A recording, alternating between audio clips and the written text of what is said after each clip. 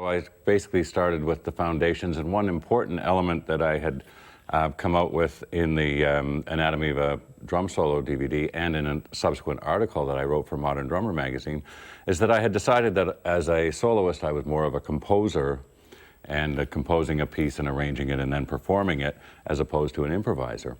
Well, when I was sitting down this time to conceptualize how I might change everything, that was one thing that stuck in my mind, and I thought, well, I'm a composer, not an improviser. I want to be an improviser.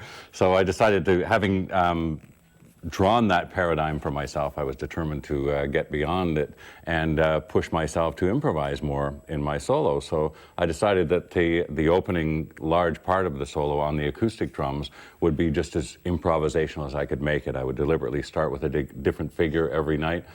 Sometimes during my warm-up before the show, I would come upon something and say, okay, I'll use that tonight. Or even pieces, I'd come upon many of the patterns that we'll be looking at through this solo did come out through my pre-show warm-up, where I'd stumble upon something and gradually refine it to where it was presentable before the public, and then introduce it into the solo that very night.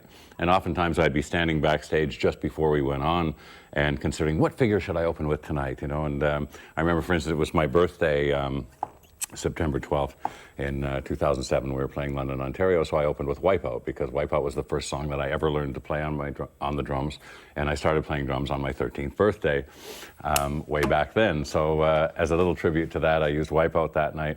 When we started playing indoors in hockey arenas, I started thinking of hockey themes like the gung, gung, gung, gung, gung, gung, gung, gung, gung, gung, gung. So that night I would introduce that into the solo, and then Queen's We Will Rock You for the same arena thing. The hockey arenas brought out a bit of a wry smile on my part of a tribute to the venue that we were playing in.